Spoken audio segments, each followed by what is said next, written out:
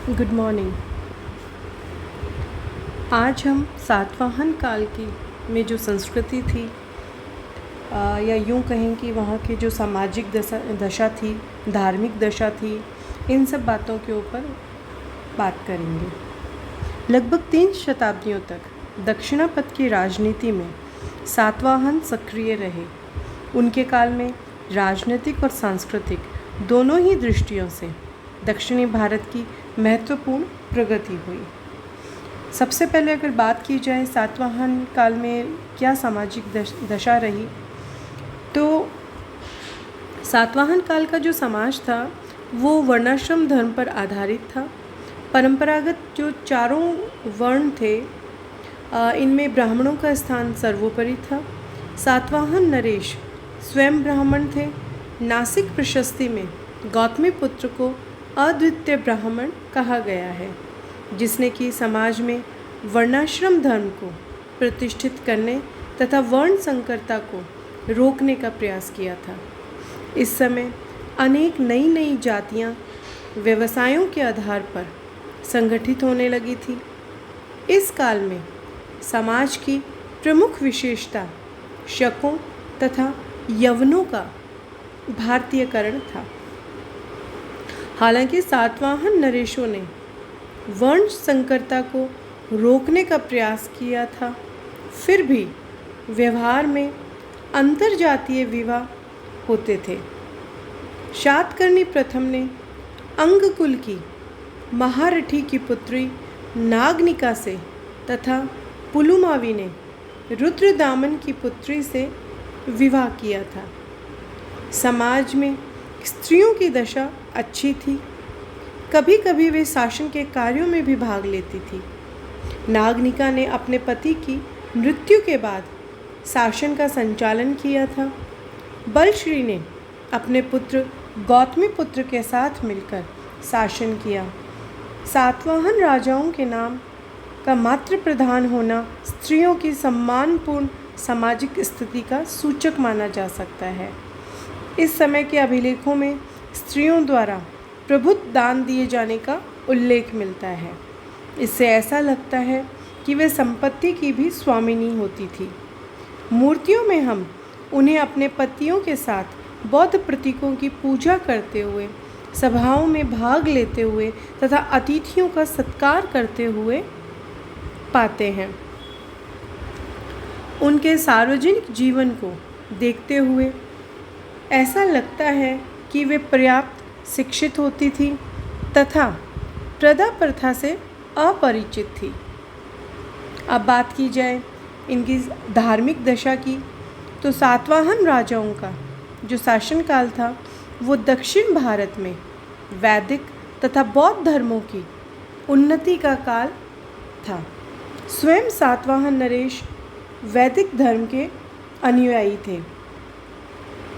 शातकर्णी प्रथम जो था उसने अनेक वैदिक यज्ञों, अश्वमेघ, राजसूय आदि का अनुष्ठान किया था। हाल जो है उसकी जो गाथा सप्तशती है उसके प्रारंभ में ही शिव की पूजा की गई है तथा इंद्र, कृष्ण, पशुपति और गौरी की पूजा का उसमें उल्लेख मिलता है। गौतमी पुत्र शातकर्णी को नासिक प्रशस्ति में वेदों का आश्रय तथा अद्वितीय ब्राह्मण कहा गया है। सातवाहन लेखों में शिवपालित, शिवदत्त, कुमार आदि नाम मिलते हैं, जिनसे शिव तथा स्कंद की पूजा की सूचना मिलती है। इसी प्रकार विष्णुपालित जैसे नामों से विष्णु पूजा का संकेत मिलता है। लेकिन स्वयं ब्राह्मण होते हुए भी सातवाहन नरेश अन्य धर्मों के प्रति सहिष्णु थे। उन्होंने अपने शासन में बौद्ध धर्म को भी संरक्षण और प्रोत्साहन प्रदान किया था। इसी प्रकार से जो नागार्जुन कोंडा है वहाँ पर अनेक स्तूप, चैत्य और विहार बनवाए गए थे। बौद्ध तीर्थ स्थलों की यात्रा इस समय की एक सामान्य प्रथा थी। इस समय बौद्ध संघ के अंतर्गत कई संप्रदाय हो गए थे, जैसे बदायनीय, ये नासिक और कन्हेरी में रहते थे। धमोतरीय ये सोपारा में निवास करते थे तथा महासंघिक जो कि कार्ले और उसके आसपास निवास करते थे। परंतु इन संप्रदायों के बीच आपसी कलह अथवा विद्वेष की भावना नहीं थी। अब बात की जाए सातवाहन काल की आर्थिक दशा जो है वो किस प्रकार की थी। सातवाहन युग जो है वो दक्षिण भारत के इतिहास में समृद्धि और संपन्नता का युग था। इस काल के लेखों में भूमि तथा ग्राम दान में दिए जाने के अनेक उल्लेख प्राप्त होते हैं। इसमें भूमि की महत्ता प्रतिपादित होती है। भारत में भूमि अनुदान का प्राचीनतम अभिलेखीय साक्ष्य सातवाहनों के समय में ही मिलता है, जब महाराष्ट्र में अश्वमेघ यज्ञ के समय उपहार के रूप में पुरोहितों को एक गांव दिया गया था। राजा के पास अपनी निजी भूमि होती थी। किसान जो था वो भूमि का स्वामी होता था। यदि राजा किसी दूसरे की भूमि पर दान करना चाहता था तो उसे उसके स्वामी से खरीदना पड़ता था। राजा कृषकों की उपज का छठा भाग कर के रूप में प्राप्त करता था। कृषि की उन्नति के साथ ही साथ व्यापार व्यवसाय भी बहुत अधिक प्रगति पर था। मिलित पन्नों में 75 व्यवसायों का उल्लेख हुआ है। महावस्तु में राजगृह के पास निवास करने वाले 36 प्रकार के शिल्पियों का विवरण दिया गया है। प्रत्येक व्यावसायिक संघ की अलग अलग श्रेणी होती थी, जिसका प्रधान श्रेष्ठिन कहा जाता था।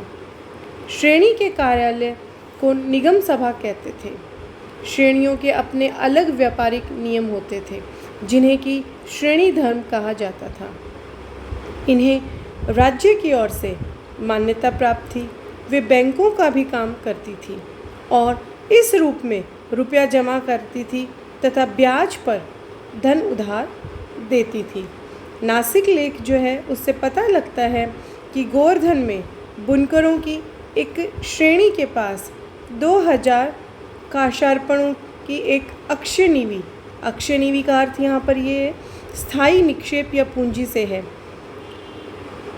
इस प्रकार 2000 काशार्पण जो है उसकी एक अक्षय निवि 1% मासिक ब्याज की दर पर जमा की गई थी। श्रेणियाँ जो थी वो अपने नाम से दान दे सकती थी। इनके सिक्के तथा मोहरें भी मिलती हैं। व्यापार व्यवसाय में चांदी और तांबे के जो सिक्के हैं ये ढलवाए गए और इनका जो है प्रयोग होता था, जिन्हें कि काशार्पण कहा जाता था। इसके अतिरिक्त सातवाहनों ने शीशे के भी सिक्के जो हैं वो ढलवाए, क्योंकि दक्षिण में चांदी अनुपलब्ध होने से शीशा ही एकमात्र विकल्प था। ये सिक्के आर्थिक लेन देन में अधिक उपयुक्त रहते थे। शीशे के सिक्कों का वजन 500 ग्राम के लगभग था। सातवाहन काल के आंतरिक और बाह्य दोनों ही व्यापार जो हैं ये उन्नति पर थे। पेरिप्लस, टालमी का भूगोल तथा सातवाहन लेख और मुद्राओं से तात्कालीन व्यापारिक प्रगति की सूचना मिलती है। व्यापार वाणिज्य को शासकों के द्वारा पूर्ण सुरक्षा प्रदान की गई थी। देश के भीतर पैठन अर्थात प्रतिष्ठान, तगर, जुन्नार, नासिक, धान्यकटक आदि जो है अनेक व्यापारिक नगर थे। ये एक दूसरे से चौड़ी सड़कों द्वारा जुड़े हुए थे। भड़ोच पश्चिमी भारत की सर्वप्रमुख मंडी थी। प्रतिष्ठान रोमन माल की प्रमुख मंडी थी। प्रतिष्ठान तथा धान्यकटक दोनों में सातवाहनों की राजधानी थी तथा ये व्यापार वाणिज्य के प्रमुख केंद्र थे। पेरिप्लस से सूचित होता है कि भृगुकच आने वाले रोमन जहाज़ों को सातवाहन सैनिक जो थे ये ज़बरदस्ती कल्याण तथा सोपारा ले जाते थे, जिससे शकों को उनसे लाभ न मिल सके।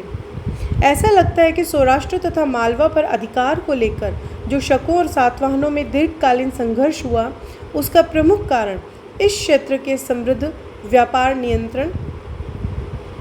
व्यापार था उस पर नियंत्रण स्थापित करना ही था। साम्राज्य के पूर्वी और पश्चिमी किनारों पर अनेक प्रसिद्ध बंदरगाह थे। पश्चिमी दक्कन में बैरीगाजा, सोपारा, कल्याण जैसे प्रसिद्ध बंदरगाह थे। यहाँ से पश्चिमी देशों के लिए जहाज आते जाते थे।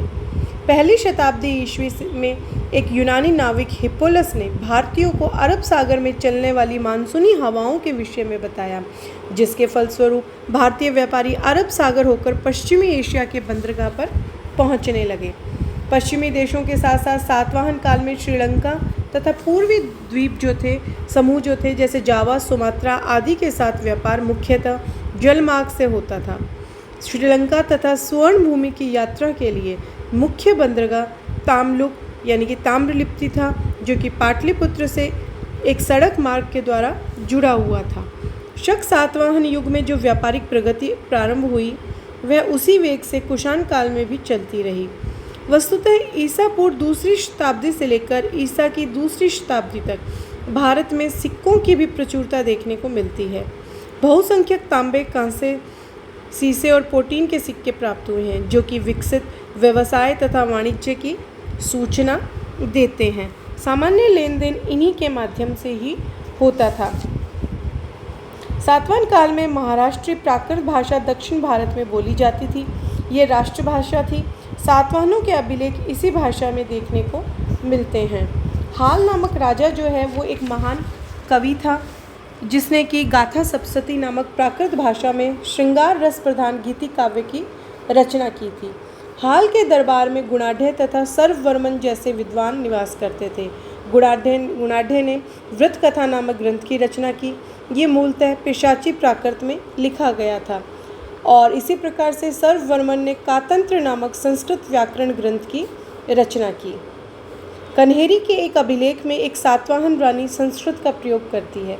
इस प्रकार सातवाहन युग में दक्षिण भारत में प्राकृत तथा संस्कृत दोनों ही भाषाओं का समान रूप से विकास हुआ। Thank you.